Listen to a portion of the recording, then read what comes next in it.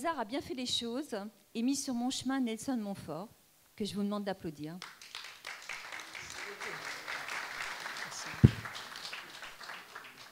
Nelson, que j'ai rencontré à la très belle journée de la Forêt des Livres, organisée le dernier dimanche du mois d'août par Gonzague Saint-Brie. Alors Nelson, tout le monde vous connaît. Vous êtes un journaliste sportif très aimé. Je sais, j'ai fait une enquête, hein, donc très très aimé. Connu pour vos interviews et commentaires toujours pleins d'humour et de poésie. Vous êtes né d'un père américain et d'une mère néerlandaise. Diplômé de Sciences Po, vous vous destinez à la finance. Mais le journalisme vous attire et très tôt, vous débutez votre carrière en collaborant avec plusieurs journaux, Le Figaro, Historia, Le Quotidien de Paris. C'est une interview de Martina Navratilova en 87 qui vous propulse sur le devant de la scène sportive. Polyglotte, vous interviewez Carl Lewis, Bill Clinton, Michael Johnson. Je ne cite pas tous les noms, voilà. Vous présentez l'heure du golf, commentez les Jeux Olympiques, Roland Garros et bien sûr le patinage artistique avec Andelro. Amateur de musique classique, vous avez présenté l'émission Les Mélodies de Nelson sur Radio Classique. On vous retrouve aussi en 2011 avec votre fille sur la scène du théâtre du Gymnase pour une pièce qui s'appelait Nettoyage de printemps.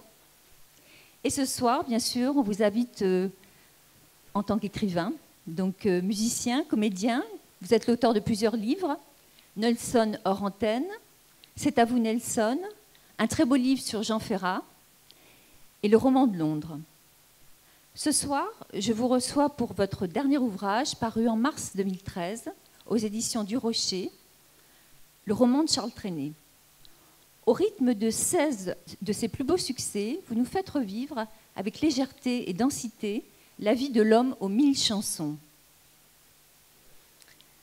Votre livre, très bien documenté, se lit comme on écoute une chanson, avec plaisir et joie.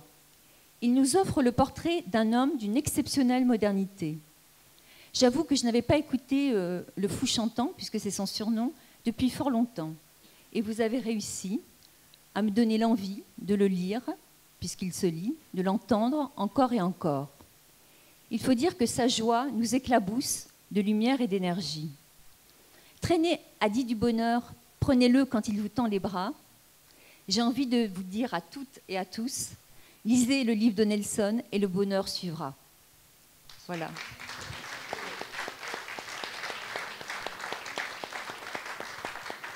Merci. Alors ma première question, c'est voilà, pourquoi un livre sur Charles Trenet, Nelson? Déjà Anaïs, pour être, je serai bref en disant, en vous remerciant vraiment beaucoup de ces propos d'introduction, vous disant également tout le plaisir que j'ai à être dans cet endroit aussi joli. Et puis alors apparemment nous faisons salle pleine, donc j'en suis vraiment très très heureux. Alors pour évidemment répondre à un maximum de questions, je vous éviterai la traduction américaine de mes propos, ça ira déjà plus vite. Et puis j'essaierai aussi de respecter mon fameux surnom à la télévision, Nelson Montfort, qui est mais le son moins fort. Donc nous passerons donc un moment intime en votre compagnie. Et pourquoi avoir effectivement publié ce livre sur Charles Trenet? Tout simplement parce que c'est un artiste qui accompagne ma vie. Lorsque j'étais jeune adolescent, la plupart de mes camarades écoutaient peut-être, je ne sais pas, les Beatles et les Rolling Stones, ce qui m'arrivait également. Et moi, j'ai toujours été un immense fan de la grande chanson française. Je dis bien de la grande chanson française, texte et musique. Et puisque vous m'avez fait l'amitié de citer effectivement un précédent ouvrage sur Charles Trenet, je pense qu'avec ces deux artistes-là, chez mes amis des éditions du Rocher, eh bien, je pense que je ne me suis pas trompé, oui, parce que je pense que ce sont vraiment des artistes d'une très très grande dimension qui continuent à nous accompagner aujourd'hui. Alors, je pense qu'il faut vraiment rappeler l'enfance de Charles Trenet, puisqu'il dit qu'il a reçu une éducation joyeuse et gourmande. Pas toujours heureuse, mais je pense que pas beaucoup de gens. Moi, j'ai redécouvert l'enfance de Trenet parce que j'avais lu il y a quelques années le livre Les Mémoires de sa maman, donc, qui a beaucoup compté pour lui, Marie-Louise. Mais là, effectivement, dans votre livre, vous racontez toute son enfance. Donc, en quelques mots, c'est intéressant quand même, parce que ça a déterminé beaucoup de choses. C'est-à-dire que oui, parce qu'en fait, il est issu d'une famille, Marie-Louise, sa maman, que vous venez de citer, plus son père qui était notaire, qui était notaire à Perpignan, et son père s'est assez rapidement retrouvé seul, puisque sa maman avait donc décidé de suivre un bel officier devenu cinéaste un petit peu à travers l'Europe, et donc a quitté son mari et ont divorcé. Divorcer dans les années 20, c'était pas quelque chose de facile, et Charles s'est retrouvé jeune au pensionnat en compagnie de son frère. Il y a 2 endroits où il a été particulièrement malheureux dans sa vie, c'est le pensionnat et l'armée, et aucun ne lui a été dispensé. Mais malgré cela, déjà, grâce à la rencontre notamment de son Pygmalion, qui était rédacteur en chef d'un journal qui s'appelle Le Coq catalan, Albert Bozil, tout de suite, Albert a su déceler chez le jeune Charles cette étincelle, en fait, cette étincelle qu'avait peut-être Mozart. Je ne vais pas comparer Charles à Mozart, mais je veux dire, cette étincelle qui faisait que c'était un garçon différent des autres, cette étincelle qui faisait que lorsque vous rendez dans sa maison natale à Narbonne, que je vous recommande très vivement, vous voyez des textes quand il avait 8-9 ans, sans une seule faute d'orthographe, sans une seule faute d'orthographe. Et donc il a réussi, Albert, à déceler ça. Et après, bon, naturellement, je ne peux pas trop développer ici, peut-être écouterons-nous quelques chansons, mais à déceler chez le jeune Charles Trenet un talent naissant extraordinaire. C'est vrai que j'ai rien retrouvé sur Albert Bozil, mais c'est vraiment le personnage clé de son histoire. Oui, c'est son deuxième père. D'ailleurs, il l'appelle dans cette si jolie chanson qui s'appelle Fidèle. Fidèle, fidèle, je suis resté fidèle à des choses sans importance pour vous. Eh bien, il parle justement de son oncle Albert, qui n'était pas son oncle, mais qui était son Pygmalion, on va dire. Celui, en tout cas, qui l'a vraiment beaucoup aidé au départ et qui lui a fait confiance. Alors finalement, il a découvert aussi, il a découvert les mots et la musique grâce à Albert, mais il a aussi découvert ça en étant assistant accessoiriste au cinéma. C'est là où il découvre qu'il a du talent finalement. Voilà, c'est-à-dire que donc là nous sautons quelques étapes. Oui. Effectivement, il décide de monter à Paris et il devient accessoiriste grâce à une recommandation d'Albert. Il devient accessoiriste sur un plateau de cinéma, mais bon, accessoiriste, c'est pas quelque chose qui lui plaît. Déjà, il sent qu'il y a une possibilité peut-être de prendre la lumière, et effectivement, là nous résumons évidemment Anaïs, effectivement il commence à avoir des tout petits rôles dans des films, puis des rôles un petit peu plus importants, mais entre-temps, il y avait une autre rencontre qui avait beaucoup compté pour lui. C'est celle qu'il avait fait avec un pianiste suisse de Lausanne, Johnny S. Et ils ont donc formé un duo qui s'appelait Charles et Johnny, un duo qui a existé pendant environ 2 ans, juste avant en fait le déclenchement de la Première Guerre mondiale, 36-38 à peu près. Et là déjà, on sentait vraiment le talent. Il y a certaines très jolies chansons de ce duo Charles et Johnny. Et puis évidemment, comme dans tout duo, il y a souvent l'un qui l'emporte un petit peu sur l'autre. Et là, évidemment, ce fut Charles. Et là, dès la fin des années 30, il y a des chansons absolument magnifiques qui commencent à arriver. Alors finalement, je lisais page 55-56, le public l'a vite adoubé. Ça a été, finalement, il a eu très vite du succès parce qu'il a été refusé par Varna, mais il ne s'est jamais démotivé. Il a été repris, il a commencé finalement, le nom de la salle déjà où il a démarré avec Johnny S, c'était l'ABC. Voilà, c'est ça. Hein. Donc, ce qui est vraiment très étonnant, moi, ce qui m'a frappé dans votre livre, là on peut déjà en parler, c'est qu'il intègre le jazz à sa musique. Voilà. Non seulement il intègre le jazz, il l'intègre dans sa musique, et puis il l'intègre également dans sa manière d'être, en faisant partie d'un mouvement défunt depuis longtemps qui s'appelle le mouvement Zazu. Et effectivement, ce mouvement d'avant-guerre a considérablement influencé Charles Trenet. Charles Trenet qui au départ n'a jamais appris le solfège. Charles qui jouait au piano avec 2 doigts. Bon, après, évidemment, il s'est considérablement amélioré, mais il ne lisait pas la musique. Ça paraît absolument incroyable. Et c'est là où je pense qu'on peut parler vraiment de personnages de génie, presque. Oui, de génie ou de personnages élus, parce que de composer des musiques de cette dimension, de cette force, de cette beauté, sans connaître le solfège, ça tient vraiment du prodige, oui. Et j'en parle, je parle de la façon dont il composait. Il s'asseyait le matin. Ça, on parlera après. Alors, c'est vrai qu'on sortait d'une période, c'était cette musique réaliste avec Fréhel. Moi, je me souviens que ma grand-mère aimait beaucoup. C'est Jacqueline Boyer, c'est ça, non? Voilà. Et donc, lui, il rompt complètement avec ce style-là. Mais j'avais quand même une question à vous poser. Maurice Chevalier chantait aussi des chansons très joyeuses. Youp la boum, c'est très joyeux. Oui, mais c'est pas poétique. Oui, non, et puis il y a une petite différence, si vous le permettez, Anaïs, entre les interprètes que vous venez de citer et Charles Trenet. Ben justement, c'est que ce sont des interprètes, alors que Charles, lui, était auteur-compositeur. Je fais quand même une très grande distinction, et c'est la raison aussi pour laquelle j'avais publié ce livre sur Jean Ferrat. Parce qu'on peut me raconter tout ce qu'on veut. C'est vrai qu'il y a des interprètes formidables. Mais enfin, ce n'est tout de même pas la même chose. C'est tout de même pas la même chose que d'écrire une chanson. Moi qui suis très légèrement musicien et un petit peu légèrement également auteur, je sais le travail que ça représente. Et Charles, effectivement, au départ, écrivait aussi pour d'autres. Ce n'est qu'après qu'il s'est dit, après tout, mon Dieu, j'ai un ton de voix, etc., qui pourrait peut-être me permettre de... Et puisque vous citez Chevalier, bon, Chevalier a écrit quelques chansons, des paroles, mais Chevalier n'était pas un musicien comme c'était le cas de Charles Trenet. Et imaginez seulement que Chevalier en a voulu à Charles de chanter ses propres chansons. C'est tout de même extraordinaire. Alors qu'il disait, mais non, c'est pour moi qu'il faut... Alors après, ils se sont rabibochés après 25 ans de brouille. D'ailleurs, il n'avait pas voulu, si je me souviens bien, Maurice Chevalier n'avait pas voulu chanter la chanson Il y a de la joie. Et c'est Miss Tinguette qui a dit, mais qu'est-ce que c'est que ça? Mais ça, c'est super. Absolument, mais j'en parle dans le livre. Et vous en parlez dans votre livre. Ouais, et je parle aussi de toutes ces chansons dont on pense qu'elles peuvent marcher, mais qui sont refusées par des interprètes qui le regrettent après pendant toute leur vie. Et ça, concernant Charles, pour d'autres chanteurs, ça a été souvent le cas. Alors, je reviens sur un point important, parce que je ne savais pas qu'il avait écrit 1000 chansons, donc c'est énorme. 1001 chansons. 1001 chansons, voilà.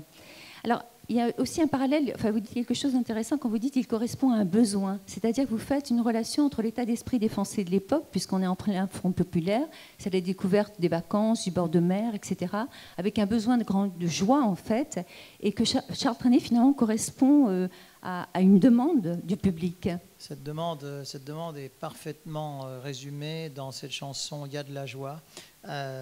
Parce qu'elle correspond complètement à l'état d'esprit de l'époque. Il y a de la joie. Bonjour, bonjour les hirondelles, il y a de la joie. Dans le ciel par-dessus les toits, il y a de la joie. Il y a du soleil dans les ruelles, il y a de la joie. Partout, il y a de la joie.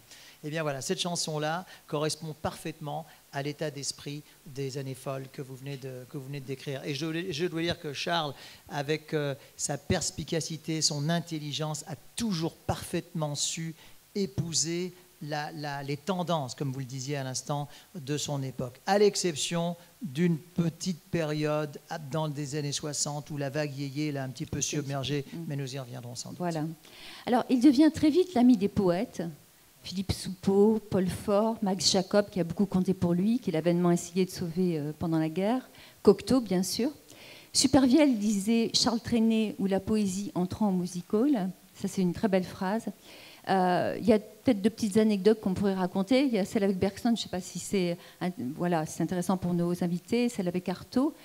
Je voulais juste dire que moi, ce qui m'a frappée, c'est que moi qui ai beaucoup aimé les surréalistes, Breton et Éluard, je trouve que son répertoire, bon, c'est quand le soleil rencontre la lune, c'est très surréaliste en même temps. Ah mais complètement. D'ailleurs, cette chanson en est un exemple. Il y en a une autre qui est Je chante, dont on parlait à l'instant hors antenne. Dans les chansons de Trenet et dans les chansons parfois les plus gaies de Trenet se cachent, si vous les écoutez un petit peu, se cachent des sentiments parfois assez sombres. Et effectivement, on flirte avec le surréalisme, vous l'avez dit, et puis on flirte aussi avec les revenants, les fantômes et les esprits. Mais ça fait un petit peu partie de la même mode de pensée. Cocteau aimait, voilà, enfin je pense que Cocteau aimait complètement. Quand on voit les labels et la bête, c'est voilà. Et quand il écrit Kangourou aussi, moi j'étais très surprise. Vous bien celle-là? Oui, j'aime beaucoup Kangourou. Ah ouais. Et Route nationale 7 aussi, alors ça je trouve ça très. Il a osé des choses quand même incroyables. Alors cette chanson Route nationale 7, elle est donc d'après la guerre. C'est des années 55-57. Et là c'est une chanson. Comment dire, qui rappelle un petit peu la France d'avant les autoroutes, la France joyeuse, la France heureuse, et c'est une chanson magnifique. Alors, on n'oublie pas non plus que Charles Trenet, c'est un artiste très complet. On va revenir à la chanson, mais il était quand même peintre. Il a tourné pas mal de films, oui. Mais ils ont tous disparu finalement, les films. Oui, je pense que comme on le disait à l'instant, comme c'était quelqu'un d'intelligent, il sentait quand même qu'il était davantage fait pour la chanson que pour le cinéma. Alors, il abandonne justement le cinéma très très vite, hein, et alors donc il devient finalement, il devient pratiquement, il passe de vedette à un mythe en très peu de temps. Et en 1943, c'est presque un mythe, Charles Trenet. Oui, c'est exact. D'ailleurs, j'en parle dans le livre. Il se trouve que l'essentiel de sa verve créatrice, effectivement, se situe dans ces années-là, qui étaient évidemment les années les plus sombres. Et pour illustrer cela, il y en a même deux. Il y a deux chansons qui illustrent parfaitement l'état d'esprit 1940-1944, soit les années les plus sombres pour la France du XXe siècle, et sans doute les années les plus sombres tout court. Charles écrit deux chansons. La première, c'est Douce France, qui, quand on écoute les paroles de Douce France et quand on écoute cette merveilleuse musique, on peut se dire qu'elle pourrait parfaitement être aujourd'hui l'hymne national de la France. Peut-être largement autant que égorge nos sillons, etc., avec le sang impur égorge nos sillons. Ça, c'est un premier point. Et d'ailleurs, j'ai reçu quantité de témoignages et de lettres, et peut-être même qu'un petit mouvement va se fonder autour de ça. Imaginez une chanson comme Douce France, entonnée par 80 000 spectateurs au Stade de France. Ça aurait quand même une certaine allure, je trouve. Et en plus, la musique est remarquablement facile à retenir. C'est une merveille de musique, de poésie et tout. Ça, c'est donc une première chanson. Douce France, qui a été adoptée un petit peu comme deuxième hymne national de la résistance, après la chanson des partisans, mais qui est une chanson assez sombre, alors que Douce France, c'est au contraire une chanson où on peut entrevoir une certaine lumière au bout du tunnel. Et puis la deuxième chanson écrite pendant ces années sombres, qui est une merveille, qui s'appelle Revoir Paris, que vous connaissez également toutes probablement. Et c'est vrai que ces chansons, Revoir Paris et Douce France, font vraiment partie, je pense aujourd'hui, vraiment du patrimoine national de la France, et je pense en feront partie pour toujours. Toujours. Ouais. Alors, on peut reparler de Charles Trenet pendant la guerre, parce que c'est quand même intéressant ce qui lui est arrivé, c'est quand même assez étonnant, puisqu'il a dû se justifier de sa non-judaïté. Voilà. Oui, puisqu'il avait été, donc j'en parle dans le livre, il avait été dénoncé par un voisin sans doute très bienveillant, qui disait, qui avait donc écrit à la Gestapo, tout ça est réel, hein, tout ça est réel, on n'est pas dans un mauvais film, tout ça est réel, qui avait donc écrit à la Gestapo que Trenet était un anagramme de Netter, qui pouvait peut-être sonner comme un nom d'origine israélite, et il a donc dû prouver certificat de baptême à l'appui que ce n'était pas le cas. Et c'est incroyable la vie, parce qu'il a dû se justifier au sortir de la guerre devant un comité dit d'épuration. Il a dû se justifier du fait qu'il s'était justifié de ne pas être d'origine juive. Donc 2 fois. Et justement, il a été reçu par un jeune lieutenant très compréhensif qui a vu son dossier. Alors, je ne vais pas vous dire, parce que ce ne serait pas juste de dire ça, je ne vais pas vous dire qu'il s'agit d'un héros de la résistance, ce n'est pas ça. Mais en tout cas, il y a une chose qui est sûre, c'est qu'il n'a jamais franchi lui, avec son humour, aurait dit sans doute la ligne de démarcation. Il n'a jamais franchi la mauvaise ligne, et les Français, dès 1945-46, s'en sont parfaitement rendus compte, contrairement à d'autres artistes dont le comportement a été un peu plus, délicat. Oui, surtout qu'en plus, il parlait parfaitement l'allemand, puisque sa maman avait épousé... Il avait habité Berlin. Il avait habité Berlin, voilà. Alors, c'est vrai que je reviens sur les rebondissements de l'artiste. Enfin, je trouve que c'est extraordinaire, parce qu'il a traversé toutes les époques. Donc, en 1950, il part pour une grande tournée aux États-Unis. Et là, alors, ce qui est aussi intéressant, c'est que non seulement il a su... capter tous les mouvements et les nouveautés musicales. Ah oui. Il découvre là aux États-Unis le micro, l'art du micro. C'est exact, parce qu'au départ, il faut savoir que jusque dans les années, au sortir de la Deuxième Guerre mondiale, on chantait sans micro. Et effectivement, il découvre l'art du micro, ce qui a considérablement facilité la tâche de tous les artistes. De tous les artistes. Alors, il y a les États-Unis, et puis il y a aussi une grande histoire d'amour avec le Québec. Très grande histoire d'amour avec le Québec. Et puis, me permettrez-vous juste, Anaïs, de faire un tout petit retour en arrière, puisque vous parlez d'histoire d'amour, c'est ce qui m'y fait penser. Contrairement à ce que beaucoup de gens ici peuvent peut-être croire, il y a eu pour Charles également une grande histoire d'amour féminine, avec une certaine Monique. Non, pour ça, j'en parle dans le livre, avec une certaine Monique, et c'est sa maman qui lui a interdit d'épouser cette Monique. Je ne dis pas que ça aurait tout changé, mais ça aurait changé peut-être pas mal de choses. Et c'était une vraie et jolie histoire d'amour d'enfance. Il avait 26 ans et il voulait l'épouser. Excusez-moi, c'est une petite parenthèse, mais je crois qu'elle était importante quand on connaît l'itinéraire de Charles et surtout toutes les rumeurs plus ou moins bienveillantes ou malveillantes qui ont couru à son propos. Justement, parce que moi, j'allais vous dire, traîner l'amour, traîner et les femmes, parce que je ne sais plus à quel moment j'ai lu qu'il avait pu être l'amant de Marlène Dietrich. Il a connu des femmes. Voilà, il a pu être l'amant de Marlène Dietrich. C'est exact. Qu'il adorait. Qu'il adorait, absolument. Voilà. Et est-ce qu'il a été fiancé à Joan Crawford, qui était française, qui était d'origine française.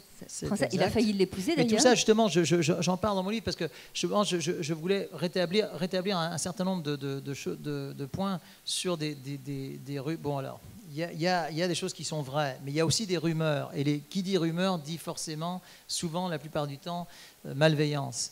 Et voilà, je rétablis encore une fois sa vie, ses choix, son orientation a été celle que tout le monde connaît, mais elle n'avait pas été que celle-là. Et durant la Deuxième Guerre mondiale, son comportement n'a pas été ce que beaucoup de gens ont dit qu'il a été. Et là, je publie et je rétablis certaines vérités. Donc là, c'est la période de la guerre. C'est vrai qu'effectivement, il se passe beaucoup de choses pendant la guerre, parce qu'il continue quand même à chanter aussi. Donc oui. C'est vraiment quelqu'un de toujours très actif. Enfin, je veux dire, il estime qu'effectivement, il fait partie d'ailleurs d'une troupe. Oui. Voilà. Donc après, il part aux États-Unis. Mais bon, il est quand même très attaché à la France. Je crois qu'Hollywood lui propose un contrat, mais il ne souhaite pas. Il ne souhaite pas. Il revient en France, c'est le début des années 60, et là, il est face au yéyé. Alors, est-ce qu'on peut rappeler ce que veut dire yéyé? Ça, c'est intéressant. D'où vient yéyé? Alors, déjà, il y a un premier point, si vous le permettez, Anaïs. Ça, c'est important, parce que la seule période où Trenet a été un petit peu lui, franchement, il a une carrière de presque 70 ans. De l'âge de 18 ans à l'âge de 88 ans, où il s'est éteint donc en février 2001, il est né... oui, ça c'est important de signaler. Oui, voilà, parce que nous ne sommes pas ici par hasard ce soir, puisque nous souhaitions faire cette rencontre en 1913, enfin en 2013, pardon, parce qu'il est né donc à Narbonne en 1913. Donc aujourd'hui, c'est le fou chantant à 100 ans. D'ailleurs, cette causerie musicale que nous avons entre nous pourrait s'appeler le fou 100 ans. Le fou chantant. Voilà. Et donc, et donc, effectivement, il a connu une période un petit peu difficile avec tous ces artistes anglo-saxons. Vous savez que cette vague dont nous parlons, ce n'était pas à 90%, ce n'était pas du tout de la création française, c'était toutes des adaptations de chansons anglo-saxonnes. À l'exception d'une ou deux, notamment une, mais qui n'est pas exactement liée à la période dont nous parlons, qui est donc la chanson Comme d'habitude devenue My Way, qui là, effectivement, est une chanson française qui est devenue, témoignage à l'appui, la chanson la plus connue au monde. Je pense que, sans doute, en tout cas dans le monde occidental, la deuxième chanson la plus connue au monde est probablement La Mer, devenue Somewhere Beyond the Shore, interprétée par quantité d'artistes américains, notamment Frank Sinatra. Oui, j'ai même lu dans votre livre qu'au Japon, il y a, je ne sais pas si c'est la mer, mais ils s'en servent. C'est la mer, oui. C'est la mer, ouais. C'est une petite introduction à la radio. Voilà, donc c'est un artiste international. Il y a quantité d'histoires de Charles qui est dans des taxis où on entend la mer et le chauffeur de taxi fredonne la mer. Et il dit, bon, si je lui dis que c'est moi qui ai écrit cette chanson, il va me prendre pour un fou. Et pourtant, c'était lui. Est-ce qu'on peut rendre hommage à tous ses compagnons de route aussi? Parce que je pense que c'est important. Donc, c'est vrai que vous avez cité Johnny Hess, on a parlé de Max Jacob, Max Ernst, Jean Cocteau. Il a connu également Édith Piaf, il a connu Charles Aznavour, il a connu Maurice Chevalier, déjà nommé. Il recevait tout ce beau monde dans un grand restaurant de l'avenue des Champs-Élysées à l'angle de l'avenue Georges V. Il paraît qu'il ne faut pas faire de pub. Je pense que on aura rectifié, tout le monde aura. Et vous savez, il y a une deuxième, troisième point même sur lequel je rétablis un certain nombre de vérités. On disait que Charles Trenet était un petit peu pingre, un petit peu près de ses sous. Mais les témoignages que j'ai recueillis pour ce livre prouve que c'est lui qui régalait les convives. Il les régalait à tous les sens du mot, c'est-à-dire qu'il les régalait déjà dans l'assiette, il les régalait à travers une conversation emplie de jeux de mots et d'humour absolument extraordinaire, et enfin il les régalait en payant l'addition. Donc je ne sais pas du tout d'où est venue cette réputation. C'est vrai, et ça j'en parle, qu'il était très dur pour négocier ses contrats, mais qu'une fois que ces contrats étaient signés, il donnait tout. Ah oui, surtout qu'en plus, quand Maurice Chevalier chantait 15 chansons, lui, il en chantait pratiquement 25-30. Absolument, absolument. Donc il était très généreux vis-à-vis de son public. Mais il chantait 2h30 sur scène facilement. C'était une bête de scène. C'était une bête de scène, et sur scène, c'était un régal. Je ne sais pas si vous avez eu l'occasion, les uns ou les autres, de voir quelques vidéos, notamment des derniers spectacles de Charles Trenet, où il enchaîne 25 ou 30 chansons qui sont toutes des chansons extraordinairement connues. En plus, il avait une manière de s'adresser au public, ce qui fait que chaque personne dans le public pouvait se sentir comme un de ses amis. C'est-à-dire qu'il s'adressait peut-être à 2000 personnes à l'Olympia, mais il s'adressait 2000 fois à une personne, quoi. Et ça, il avait cette, cette capacité en lui de faire que c'était comme un spectacle individuel et un formidable bonheur.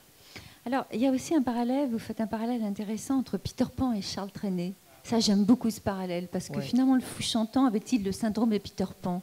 Je crois vraiment, je suis content que vous en parliez, parce que effectivement, il dit qu'à l'âge de 18 ans, il est re-rentré en enfance et qu'il n'a plus quitté jusqu'à la fin de sa vie. Et je vais vous faire une petite confidence, et là aussi témoignage à l'appui, parce que souvent on a demandé à Charles, sur ces 1000 chansons, bon, parmi ces 1000 chansons, je savais que nous allions nous voir ce soir, Anaïs, il y a une centaine de chansons qui sont vraiment extraordinairement connues. Il y en a une cinquantaine qui sont des tubes mondiaux, et il y en a 20 qui sont des tubes célestes. Bon, donc je me laisse un peu emporter, mais ça c'est mon rôle de journaliste de sport.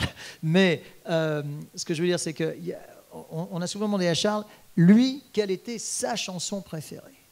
Alors ça, effectivement, c'est quelque chose que les gens ne savent pas trop. Et il répondait très souvent, le jardin extraordinaire. Ah oui, c'est vrai. Parce que c'est vrai que cette chanson, Papa, c'est un jardin extraordinaire. Il y a des canards qui parlent anglais. Ils disent thank you. Ils remuent leur derrière en disant thank you very much, Monsieur Trenet. Il fallait bien trouver. Bref, c'est une merveille de chanson.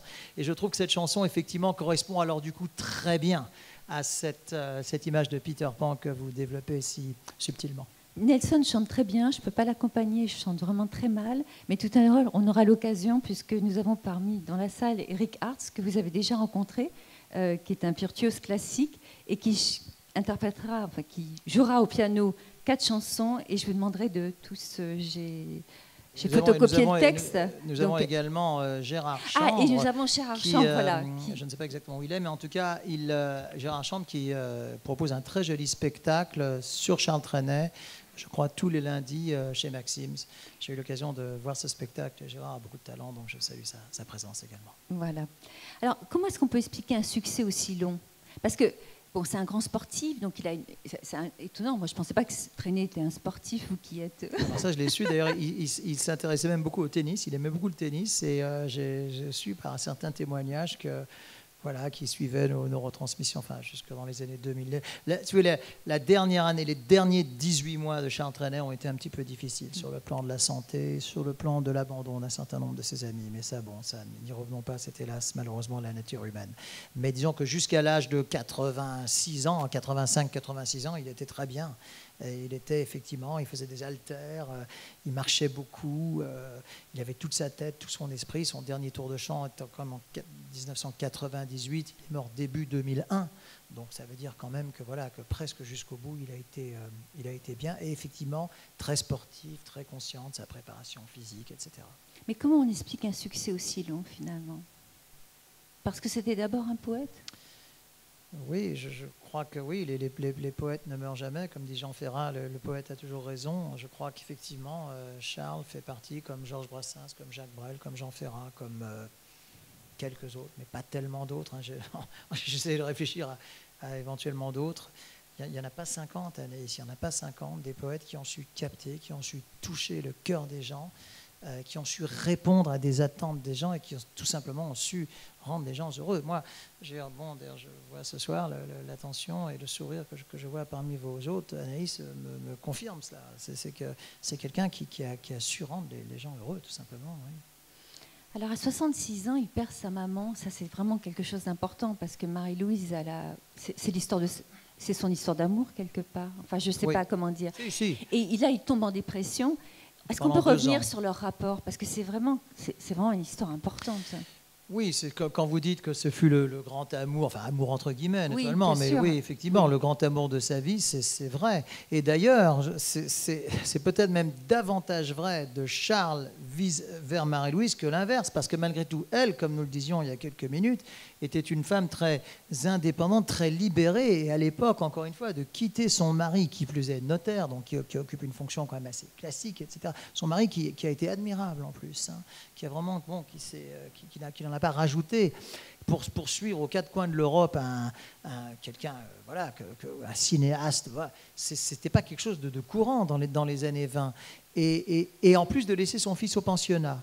Et le résultat, c'est que Charles ne lui en a jamais voulu et au contraire a été très... Je trouve que ça a été un fils formidable pour sa maman. Et c'est vrai que la mort de sa maman, qui était quand même très âgée, elle avait 94 ans, a quand même été pour lui une très grande blessure dont il a facilement mis 2 ans à se remettre. Alors, page 216, vous dites aussi, Oula. vous dites, on a beaucoup épilogué sur l'art de traîner. Alors moi, je vous repose la question pour nos invités, comment composait-il? Alors, il se mettait le matin Alors déjà, je peux vous raconter la façon dont a été écrite sa chanson la plus connue, qui est La Mer. La Mer a été écrite dans un train du côté de Narbonne, des étangs de Thau, pour être tout à fait précis. Il regardait le paysage à travers la vitre du compartiment et il voyait effectivement ces roseaux. Et ces roseaux, donc, c'est ce qui a inspiré donc cette chanson La Mer. Il est arrivé chez lui, il a commencé à jouer sur 2 doigts. Puis c'est pas trop mal, etc. Puis bon, il met la chanson un petit peu au placard. Cette chanson a été donc écrite en 1942-43. Jusqu'en 1948, cette chanson est au placard, jusqu'au moment où son éditeur Raoul Breton vient lui rendre visite. Il dit: Charles, qu'est-ce que tu as? Oh, j'ai pas grand-chose. Oh, si, j'ai un petit fond, un fond de tiroir, une chanson sur la mer, mais bon, personne ne va en vouloir. Il dit: fais-moi toujours écouter. Il l'emmène donc chez lui à Paris, etc. Breton tombe amoureux de cette chanson. Il lui dit: cette chanson-là va devenir, parce qu'il faut aussi aujourd'hui, bon, on dit la mer, etc. Mais bon, il faut aussi anticiper, va devenir son plus grand succès. Donc, oui, pour répondre directement à votre question, il s'installait le matin au piano, il jouait, etc. Si l'air lui convenait, etc., le lendemain matin, il revenait à son piano. Et là, en général, c'était bon signe. Et puis, sont nées les plus belles musiques qui soient. Et j'insiste notamment dans mon livre sur ces belles musiques, parce qu'il y a un point commun qui lie Charles Trenet à Georges Brassens. Georges Brassens avait énormément d'admiration et même d'affection pour Charles Trenet. C'est que tous les deux souffraient d'être considérés davantage comme des poètes que comme des musiciens. Or, quand on se donne la peine d'écouter les chansons de Georges et de Charles, il y a certaines chansons de Georges, je pense notamment à des merveilles, parmi c'est peut-être pas aussi connu que le Gorille, etc., mais par une chanson qui s'appelle Les Passantes, une chanson Supplique pour être enterré sur la plage de Sète, qui est une merveille absolue. Enfin, il y en a tant, parce que j'ai énormément d'admiration pour Il y a tout à l'heure 15 ans de malheur, mon vieux Léon, qui est une merveille absolue, où la musique est certainement aussi forte que les paroles. Et chez Charles Trenet, c'est la même chose. La mer est une poésie magnifique, mais la musique de la mer met en avant et sublime les paroles. C'est pour ça qu'il a été très déçu, parce qu'il avait posé sa candidature pour l'Académie française. Il n'a pas été accepté. Alors qu'effectivement, quand je disais que j'ai eu du plaisir à le lire, mais je dis effectivement le lire, parce que ce sont des poésies. Mais bon, il a eu tous les autres honneurs de toutes les façons. Hein. Je me permets juste de faire une petite parenthèse sur ce qu'on vient de dire, parce que ça, je ne voudrais pas oublier. Il y a une chanson de Charles dont il était extraordinairement fier, où justement, il parle justement de ce côté musique par rapport aux paroles. C'est une chanson moi, que je considère comme sans doute dans ses 3 plus belles chansons, sachant que pour moi, ces 3 plus belles chansons ne sont pas nécessairement ces chansons les plus connues. Enfin, elles sont très connues, mais pas aussi connues que les immenses chansons dont nous parlons. Une chanson qui s'appelle L'âme des poètes, où il dit Longtemps, longtemps, longtemps après que les poètes ont disparu et non pas est disparu, parce que le véritable français c'est ont disparu, leurs chansons courent encore dans les rues. La foule les chante parfois en ignorant le nom de l'auteur, sans savoir pour qui battait son cœur. Eh bien cette chanson-là, la musique de cette chanson est une merveille, et en plus justement, voilà, longtemps après que les poètes ont disparu, et quelquefois il dit la foule fait la la la la la la la la la la la la. Cette chanson, l'âme des poètes, pour moi est peut-être la plus grande chanson de Charles Trenet, parce que je trouve qu'elle met vraiment à ravir la poésie et la musique. Alors justement, juste aussi pour retracer un petit portrait de lui, j'aimerais qu'on reparle de ses marottes, parce que c'est quand même c'est un vrai personnage, quoi. Vous avez parlé de son goût pour les longs déjeuners. C'était surtout des déjeuners plutôt que des dîners, mais il adorait effectivement que ça dure longtemps. Il adorait bien manger. Il adorait le Cointreau. Longtemps après que les convives ont disparu. Oui, les déjeuners duraient parfois jusqu'à 5 heures. Jusqu'à 5 heures. Ouais. Les chats. Oui, ces maisons avaient beaucoup d'importance. Ces maisons, il a eu jusqu'à 6 maisons et 15 voitures. Sur ces 6 maisons, il disait 5 d'entre elles m'appartiennent, mais j'appartiens à l'une d'entre elles, celle de Narbonne. Les calembours. Les calembours, ça n'arrêtait pas. Il était un petit peu en bisbille avec l'ancien maire de Narbonne dans les années 98, comme ça. Elle vous fait rire, celle-là. Mais elle est authentique. Parce qu'il se trouve que l'ancien maire de Narbonne était masseur kinésithérapeute de son état.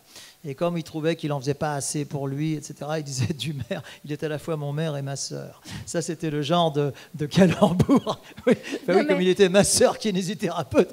Donc, c'est le genre de calembour qui illustrait. Je pense qu'à table, dans ce grand restaurant des Champs-Élysées, je pense qu'on devait se régaler à tous les sens du mot, et on devait beaucoup rire. Il comparait Raymond Barre à un ballon gonflé à l'oxyde de Narbonne aussi. Je sais pas pourquoi c'est pas trouvé non plus ça. Non, mais ça c'est... Alors, parce que Barre était donc Premier ministre à l'époque où Trenet exerçait ses talents. Ouais.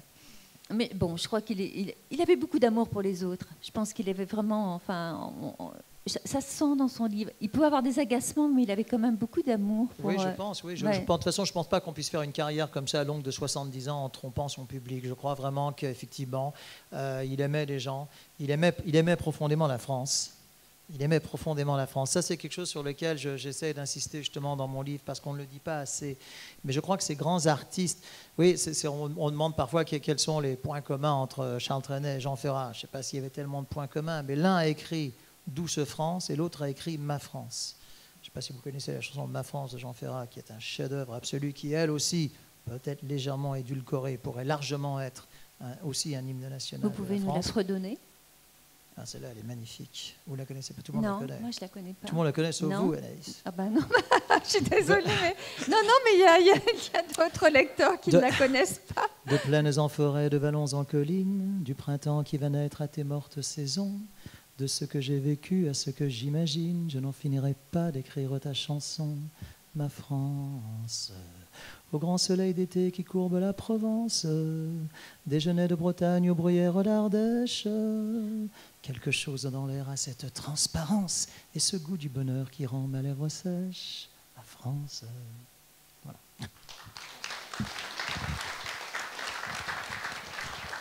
Je vous ai fait la version courte. Alors, j'aimerais terminer en vous lisant, puisqu'il y a un très beau passage.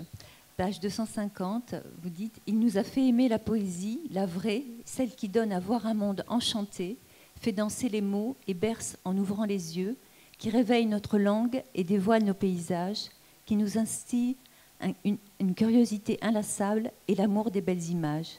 Il avait réussi son rêve, que la poésie appartienne à tout le monde. » Et ça, je trouve ce passage très très beau. Voilà.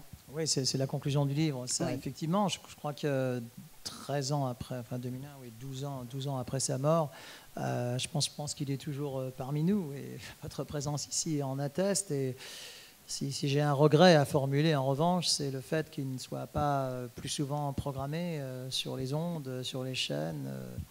C'est ainsi. voilà, nous sommes dans une société qui va très très vite et qui a tendance quelquefois à oublier sur le bord du chemin ses plus grands artistes. Et peut-être que moi j'ai justement voulu modestement leur rendre hommage, que ce soit à Jean ou à Charles. Je ne sais pas pourquoi je les appelle par leur prénom, mais c'est vrai que ce soit Jean Ferrat ou Charles Trenet, très modestement j'ai voulu leur rendre hommage et me dire en tout cas qu'ils ne sont pas oubliés. Voilà. Ben, merci Nelson. Ah oui, simplement, tu voulais revenir sur les anecdotes. Non, oui, l'anecdote, surtout avec Artaud, elle est très drôle. Je vous laisse. Non, racontez-la. Je vous laisse la développer. Non, parce que j'ai une petite surprise pour vous encore. Alors, une petite surprise. Non, c'est Artaud, vous connaissez tous Artaud, qui est un personnage un petit peu particulier, qui vivait avec sa maman. Oui, comme Charles. Sa maman, voilà, comme Charles. Et sa maman, c'était aussi le portrait caché d'Artaud. Ils se ressemblaient beaucoup. Et donc Charles Trenet, débutant, frappe à la porte d'Artaud. Il était vraiment très, très fier d'aller chez Artaud. Et la maman ouvre et elle dit à Charles Trenet, oui, qui dois-je annoncer? Il dit Charles Trenet. Et donc, comme elle était un petit peu sourde, Artaud lui dit, mais qui est là? Elle lui dit Charles le Téméraire. Et Artaud répond qu'il entre. Et je trouve ça très drôle. Mais vous savez que Charles était également quelqu'un d'épris d'une immense culture. Et alors, vous qui aimez tant l'histoire, il avait une culture extraordinaire. Il avait une culture et une mémoire extraordinaire. Vous savez qu'à l'époque, aujourd'hui, je ne dévoile pas grand-chose en vous disant que la plupart des artistes chantent avec des prompteurs, y compris des chansons qu'ils ont écrites eux-mêmes. Lui, à son époque, ça n'existait pas. Il alignait 2h30 de spectacle, 30 jusqu'à 32 chansons, avec une mémoire extraordinaire. Il citait des poèmes dans le texte, mais il vous citait des extraits de grandes pièces de théâtre, de Bérénice, de Racine, etc. C'est vraiment, encore une fois, quand je parlais justement de personnages élus, oui, je pense que nous sommes là dans ce domaine-là, oui. Est-ce que notre jeunesse actuelle, ce sera ma dernière question, dans les lycées ou dans les collèges, connaissent Charles Trenet? Que notre jeunesse connaît Charles Trenet? De ce que je peux savoir, ils ne le connaissent pas assez. Est-ce qu'on apprend la mer? Je pense. En tout cas, bon, oui. Je pense que la mer, oui, je pense que la mer est une chanson qui peut être sans doute fredonnée, chantée, parce qu'elle est très facile à chanter et on retient l'air tout de suite. Maintenant, est-ce que les jeunes s'intéressent vraiment à l'œuvre poétique de Charles Trenet au-delà de la mer? Je n'en suis pas sûr. J'aimerais beaucoup vous dire l'inverse. Mais malheureusement, je n'en suis pas sûr. Et vous voyez, je terminerai, c'est ce que je voulais vous dire. Je terminerai peut-être là-dessus. C'est que, comment dire, je conteste beaucoup le fait que certains responsables des programmes sur des chaînes de radio, de télévision, considèrent que les personnes d'au-dessus de 50 ans ne comptent plus. Je veux dire, pourquoi moi, je ne suis pas nécessairement un grand amateur d'opérettes, mais je sais qu'il y a des personnes pour lesquelles les opérettes représentent tout un moment de leur vie, des moments heureux, des moments passés avec leurs parents, avec leurs grands-parents, etc., qui leur rappellent des souvenirs. Pourquoi est-ce qu'on ne programme jamais d'opérette à la télévision? De même, il y avait une émission sur le théâtre qui s'appelait Au théâtre ce soir. Aujourd'hui, on considère que cette émission est ringarde, mais elle n'est pas ringarde, même si elle intéresse les gens de plus de 50, de 60, de 70 ans, de 80. Ce sont des gens qui méritent le respect, qui méritent d'être considérés exactement. J'ai beaucoup de mal, et oui, c'est une personne de télévision qui vous dit ça, avec cette dictature de l'audimat qui semble mépriser des personnes et les laisser également, eux, sur le bord de la route. Et c'est sans doute aussi la raison qui m'a poussé à m'intéresser. Je ne me suis pas intéressé à un groupe de rap d'aujourd'hui. Je me suis intéressé à alors que ça aurait été plus facile et que ça se serait certainement mieux vendu. Hein. Mais moi, je me suis intéressé, encore que je suis plutôt heureux, et Serge Bérard des Éditions du Rocher est ici, de dire que ces 2 livres, effectivement, rencontrent un certain succès, et j'en suis très heureux. Mais ce n'est pas nécessairement la voie la plus facile. Mais j'ai beaucoup de mal, si vous voulez, qu'on mette sur le bord du chemin des personnes qui ne le méritent pas.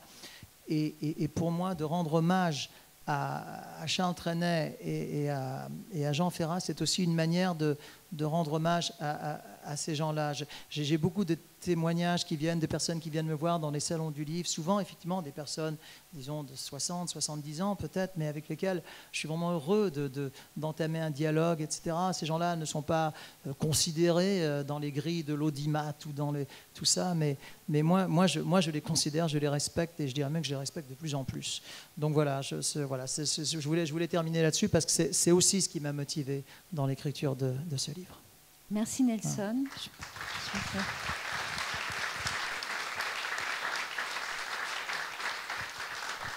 Alors, je vais passer le micro. Je vais vous passer le micro, hein, et puis avant on chantera. Je pense que c'est important que vous participiez tous, hein, voilà. Nous avons deux maîtres ici. 2 maîtres ici, voilà. Donc, non, Charles, en les appelant maîtres, Charles aurait sans doute dit veuillez mettre un thermomètre. Donc je vais pas. Oui, il faut 2-3 secondes pour. Mais enfin, nous avons quand même maître chambre et maître. Et maître arts. Voilà. Maîtres qui pourront qui vont pouvoir s'emparer du micro et du piano. Je vous passe le micro. Je voulais vous dire tout d'abord que j'étais un fervent admirateur de vos chroniques sportives et de vos interviews. J'avais 2 questions. La première question concerne le sport. Ça n'a rien à voir avec traîner. Je voulais savoir si vous-même, vous étiez sportif. Parce que vous avez une telle dextérité. On vous a vu au championnat du monde de natation, où vous avez pu approcher et nous faire de belles interviews. Mais vous êtes très éclectique dans les divers sports que vous pouvez commenter. Et qu'est-ce que vous faites, vous, comme sport? Ça, c'était ma première question. Et juste ma deuxième question, vous n'avez jamais cédé aux sirènes du privé. Vous êtes toujours resté dans le service public. Alors, donc, la première question, oui, je suis très sportif moi-même. Déjà, je marche beaucoup dans les rues à Paris, parfois plus de 10 km par jour, j'ai à peu près compté, donc voilà, 10-12 km. Et pour répondre à votre question, je suis tennisman, joueur de golf, skieur, patineur. J'hésiterais à qualifier mon patinage d'artistique. Mais enfin, disons que voilà, je trouve en plus, pour faire une petite parenthèse, qu'il y a une forme de respect vis-à-vis du téléspectateur, du public, à pratiquer le sport que l'on commente, sans être nécessairement un grand champion, mais au moins voilà, d'avoir cette perception. En tout cas, j'essaie de l'avoir. Et quelle était la deuxième question? Ah oui, sur le service public. Oui, alors j'ai eu effectivement des propositions, mais voilà, je suis peut-être comme la chanson de Charles Trenet, fidèle. Voilà, c'est un joli mot de la langue française et j'essaye de l'avoir en moi et donc je n'y ai pas cédé. Une fois, pourtant, il y a eu pas mal d'insistance, vraiment une vraie insistance, mais voilà, je suis resté fidèle et voilà, j'en suis tout à fait heureux. Alors, je voudrais revenir sur Trenet avec Douce France. Je suis heureux que tout à l'heure vous ayez dit que ça pourrait être un hymne national, parce que je l'ai pensé, je l'ai dit.